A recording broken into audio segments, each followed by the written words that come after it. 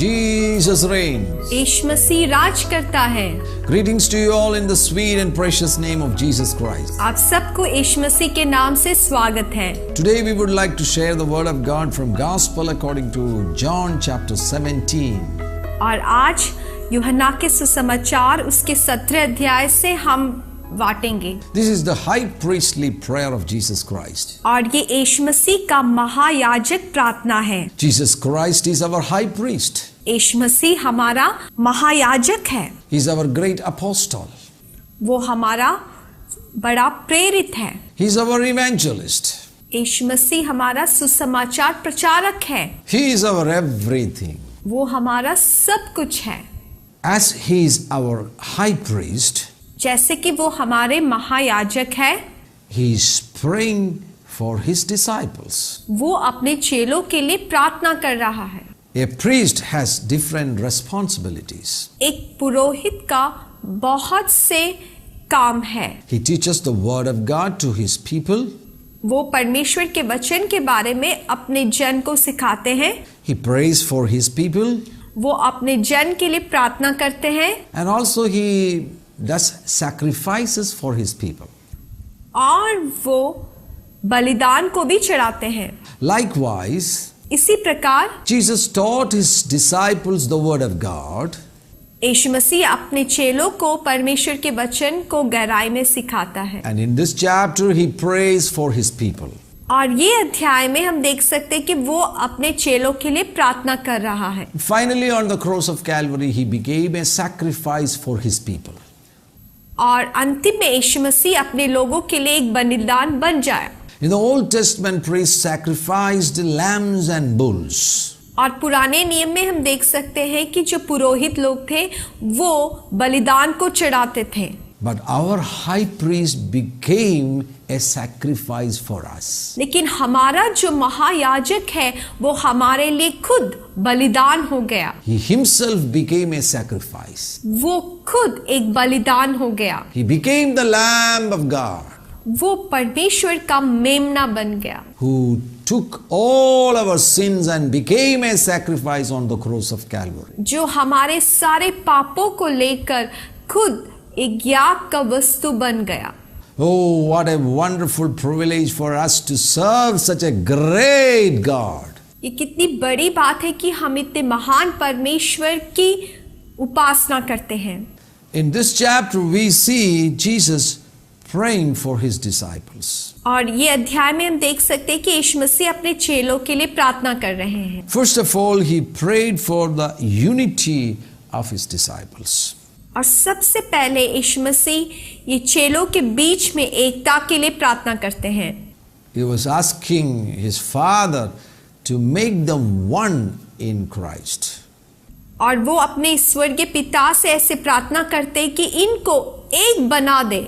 As the Father and Son are one, जैसे कि पिता और पुत्र एक है, likewise he wants to see his disciples become one in Christ Jesus.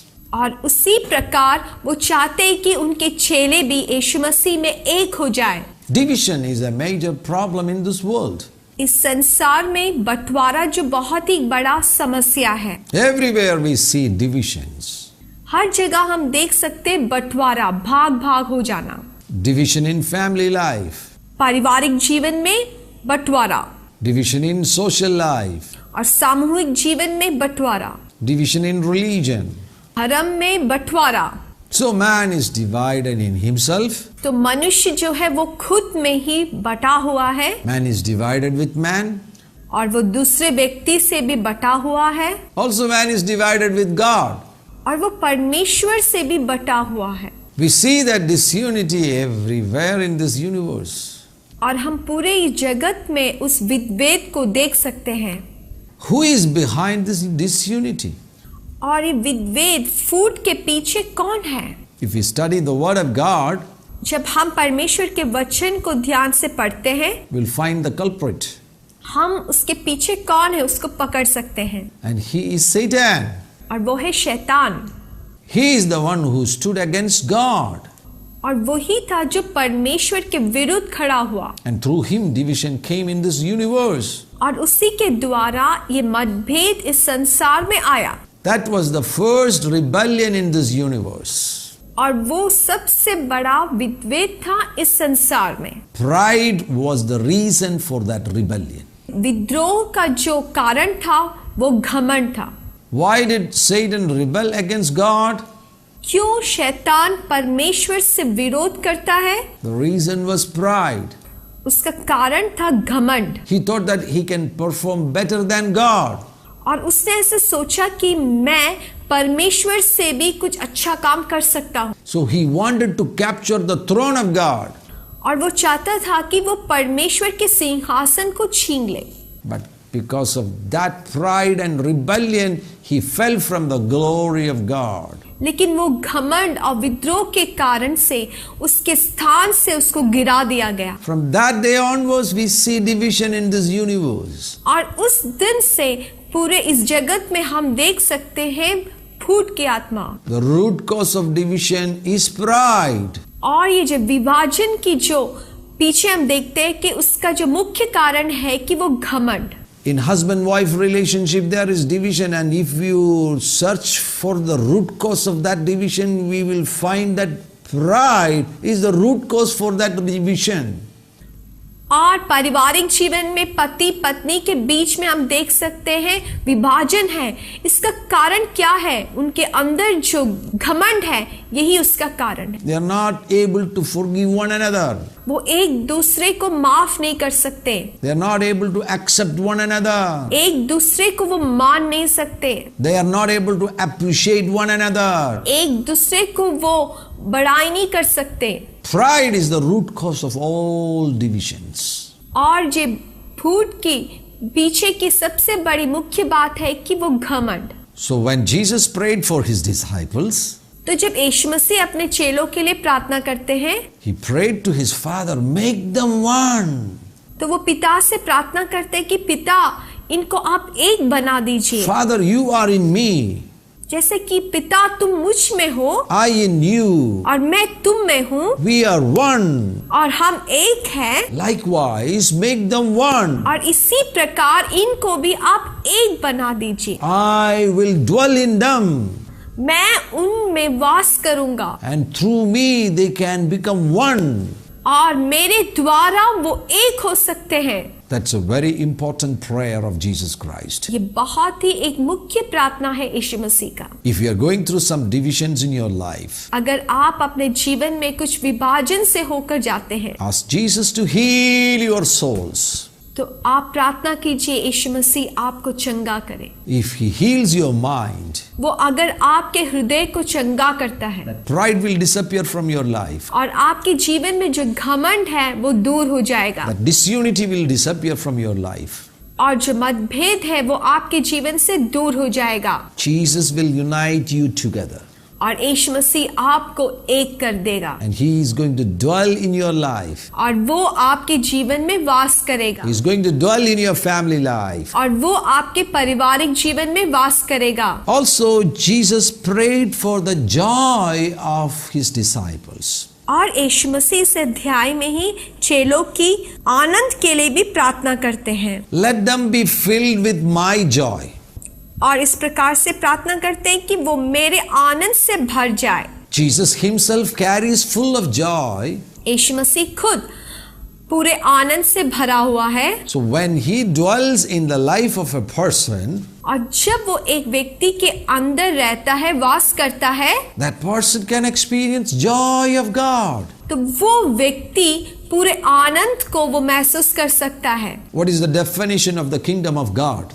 और परमेश्वर के राज्य का पूरा अर्थ क्या है? The kingdom of God is peace, righteousness and joy in the Holy Spirit. परमेश्वर का राज्य जो है वो शांति, धार्मिकता और पवित्र आत्मा में आनंद है। If you are in the kingdom of God, अगर आप परमेश्वर के राज्य में हैं, you are carrying the joy in the Holy Spirit.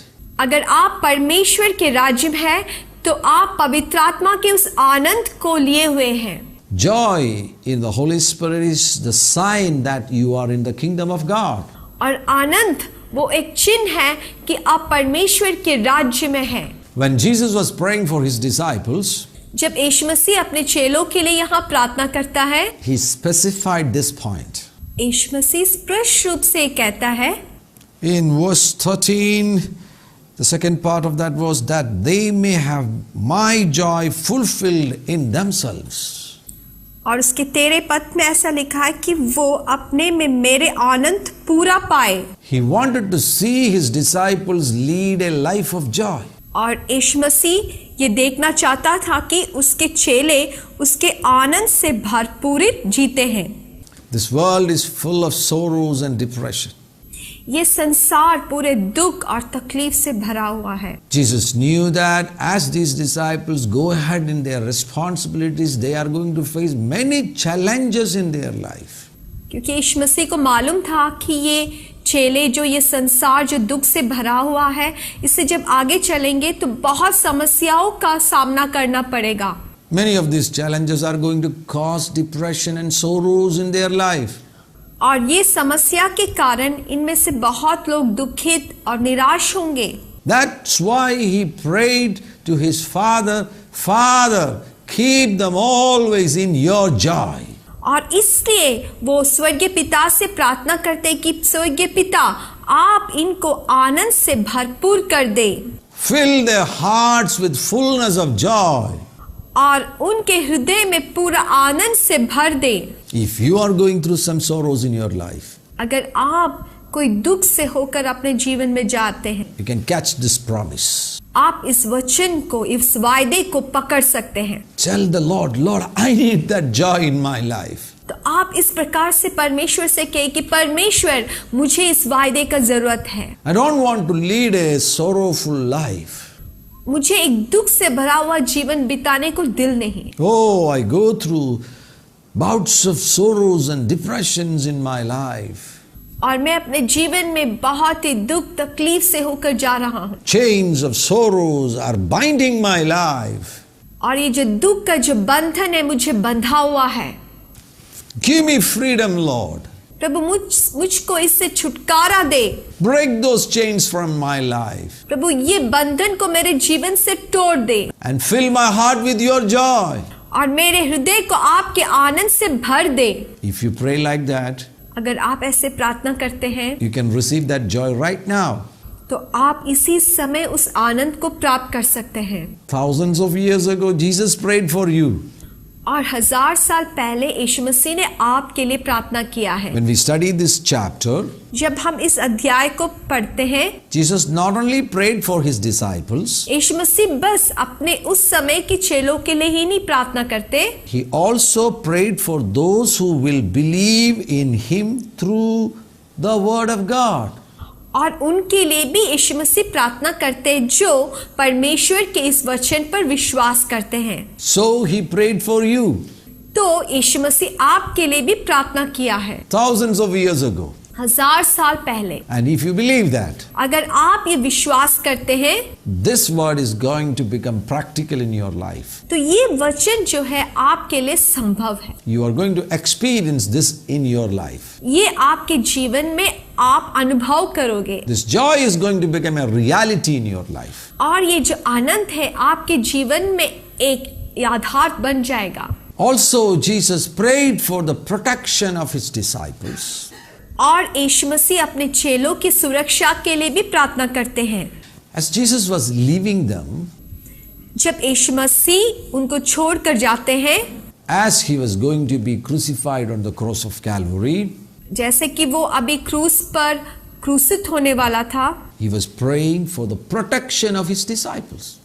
तो वो अपने चेलों की सुरक्षा के लिए प्रार्थना करते हैं। Dangers are there everywhere in this world. हर जगह हमारे लिए खतरा होता है। The most dangerous person is the devil. और सबसे खतरनाक व्यक्ति है शैतान। He's the most crafty, deceitful person. और वो बहुत ही खतरनाक व्यक्ति है। He wants to cause damage in the lives of the people. वो लोगों के जीवन में हानि लेकर आता है। He causes terror. वो आतंक लेकर आता है। He causes sickness. और वो बीमारी को लेकर आता है। He causes destruction. और वो नाश को लेकर आता है। And also he causes death. और वो मृत्यु को लेकर आता है।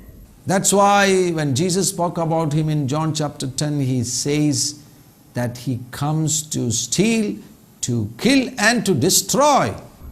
और इसलिए यीशु मसीह यूहन्ना के सुसमाचार उसके 10वें अध्याय में कहता है कि वो चोरी करने, मार डालने और नाश करने के लिए आता है। So there is danger in this world. तो ये संसार में हरदम हमारे लिए खतरा है। That danger is caused by devil. और ये जो खतरा वो शैतान के द्वारा बनाया गया है। But if Jesus is in you, लेकिन यीशु मसीह अगर आपके अंदर है, you are fully protected. तो आप पूरे रीति से सुरक्षित हैं। Even Jesus prayed for you thousands of years ago. यीशु मसीह ने आपके लिए 1000 साल पहले प्रार्थना किया है। Father, protect them. पिता, आप उनको सुरक्षित रखें। In verse 15 of chapter 17, और 17 अध्याय का उसके 15 पद में हम देख सकते हैं, Jesus prayed like this.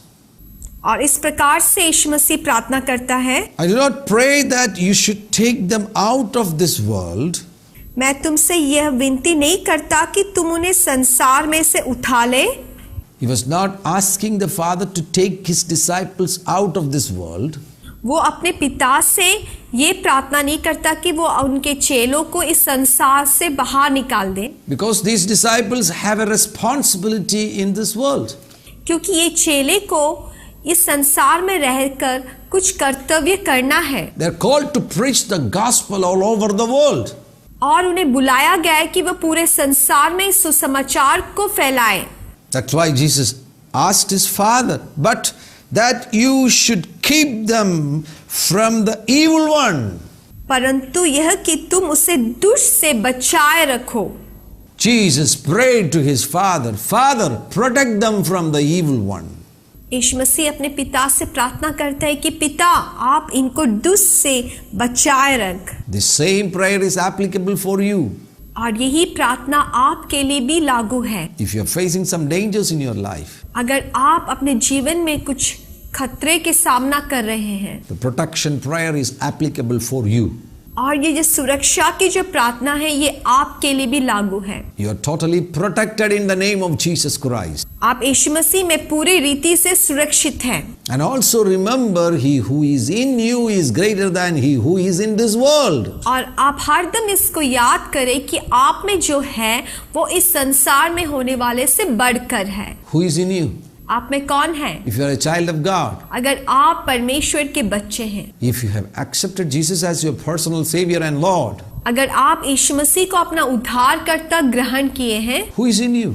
आप में कौन है? Jesus is in you. यीशु मसीह आप में है। Holy Spirit is in you. पवित्र आत्मा आप में है। And who is Holy Spirit? और ये पवित्र आत्मा कौन है? He is the Almighty God. वो सर्वशक्तिमान परमेश्वर है। That's why the word of God declares that he who is in you is greater than he who is in this world. इसलिए पवित्र शास्त्र इस बात का घोषणा करते हैं कि जो तुम्हारे अंदर है वो इस संसार में होने वाले से बढ़कर है। Devil has no authority. शैतान को आपके जीवन में कोई अधिकार नहीं है। Of course, he carries some power, हालांकि उसके पास कुछ शक्तियां हैं, but you have more power in the name of Jesus Christ. लेकिन आपको यीशु मसीह के नाम से अधिक अधिकार दिया गया है। And also you have all authority in Jesus' name. और आपको यीशु मसीह के नाम से पूरा अधिकार दिया गया है। And if you use that authority, अगर आप उस अधिकार का उपयोग करते हैं, devil is under your feet. जो शैतान जो है वो आपके पैरों के नीचे है। Danger is under your feet. जो खतरा है वो आपके पैरों के नीचे है। Sickness is under your feet. बीमारी जो वो आपके पैरों के नीचे है। Terror is under your feet. और जो आतंक आपके पैरों के नीचे है। Death is under your feet. मृत्यु आपके पैरों के नीचे है। That is the power of the protection of Jesus Christ. और यही यीशु मसीह की सुरक्षा की शक्ति है। You are fully protected. आप पूरे रीति से सुरक्षित हो। Angels are around you. स्वर्गदूत आपके चारों ओर हैं। Believe me, even though you don't see with your open eyes, आप हो सकता है कि आप अपने खुले आंखों से नहीं देख सकते। if you are a child of God, लेकिन अगर आप परमेश्वर के बेटे हैं, angels of God are around you. परमेश्वर के दूत आपके चारों ओर हैं। Finally, Jesus prayed for their sanctification. और अंतिम में यीशु मसीह उनके पवित्र होने के लिए प्रार्थना करते हैं। He prayed for their oneness. उनके एकता के लिए प्रार्थना करते हैं। He prayed for fullness of joy. और उनके आनंद की जो भरपूरी के लिए प्रार्थना करते हैं। He prayed for their protection. उनकी सुरक्षा के लिए प्रार्थना करते हैं। And also he prayed for their sanctification. और उनकी पवित्रता के लिए भी प्रार्थना करते हैं। In verse 17 he prayed like this, sanctify them by your truth. Your word is truth. और 17 पद में हम देख सकते हैं, सत्य के द्वारा उनको पवित्र कर, तेरा वचन सत्य है। Father, sanctify your dear people. पिता, आपके प्रिय जनों को आप पवित्र करें। Sanctify them with your truth. आपके सत्य से इनको पवित्र करें। And you know the word of God is the truth of God. और परमेश्वर का वचन ही परमेश्वर का सत्य है। This word can sanctify your life. और ये जो परमेश्वर का वचन आपको पवित्र कर सकता है। We live in an unholy world. हम एक अशुद्ध संसार में रहते हैं। But we need to lead a holy life. लेकिन हमें एक पवित्र जीवन बिताना है। That's why Jesus prayed for their sanctification. और इसलिए यीशु मसीह उनके पवित्र होने के लिए प्रार्थना करते हैं। Remember, the word of God has the power to sanctify your life. हरदम याद रखें कि परमेश्वर का वचन में वो शक्ति है कि वो आपको पवित्र रखे। As you are hearing the word of God, जैसे कि आप परमेश्वर के वचन को सुनते हैं, the word is sanctifying your soul. और ये परमेश्वर का वचन आपका मन को पवित्र करता है। If so, you can lead a holy life. तो आप एक पवित्र जीवन बिता सकते हैं। Thousands of years ago, Jesus prayed for his disciples. और 1000 साल पहले यीशु मसीह अपने चेलों के लिए प्रार्थना किया। And we are also included in that prayer. और हमें भी उस प्रार्थना में शामिल किया हुआ है। So that is a great encouragement for us. ये हमें उत्तेजित करता है। The high priestly prayer of Jesus Christ is applicable for us. और ये महायाजक का जो प्रार्थना यीशु मसीह हमारे लिए करता है, वो हमारे लिए भी लागू है। Join us in prayer. हमारे साथ प्रार्थना कीजिए। If you're going through some struggles in your life, अगर आप अपने जीवन में कुछ समस्या से होकर जाते हैं, or some kinds of physical sicknesses on your body, या आपके जीवन में शरीर में कुछ बीमारियां हैं, right now is the healing time. और इसी वक्त प्रभु आपको चंगा करेगा। Jesus is going to heal you. यीशु मसीह आपको पूरा चंगा करेगा। Pray with us. हमारे साथ मिलकर प्रार्थना करें। Father, in the name of Jesus, we pray for this precious people. स्वर्गीय पिता, हम यीशु मसीह के नाम से इन लोगों के लिए प्रार्थना करते हैं। Thousands of years ago, Jesus, you prayed for us. यीशु मसीह, आप 1000 साल पहले हमारे लिए प्रार्थना किया। Right now, we break every dangers from the lives of these people in the name of Jesus. प्रभु, जो लोग ये सुनते हैं, उनके जीवन में जो भी खतरा उनके सामने है, उसको हम तोड़ते हुए प्रार्थना करते हैं। Every sickness has be healed in the name of Jesus. और हर एक बीमारी यीशु मसीह के नाम से चंगा हो जाए। That deafness disappear right now in the name of Jesus. और वो बहरापन उनके जीवन से पूरा चंगा हो जाए। Somebody's ear is healed right now in the name of Jesus. और किसी के कान इसी वक्त पूरा चंगाई प्राप्त कर। Somebody is receiving a healing on his chest. किसी के सीने को प्रभु चंगा कर रहा है। That pain is disappearing right now in the name of Jesus. और जो दर्द है वो पूरे तौर से यीशु मसीह के नाम से दूर हो रहा है। That gastric ulcer is healed in Jesus' name. और जो पेट के अंदर जो बीमारी है, दर्द है, उसको यीशु मसीह छू रहा है, चंगाई कर रहा है। Receive your healing right now in the name of Jesus. यीशु मसीह के नाम से अभी आप उस चंगाई को प्राप्त करें। It is done in the name of Jesus.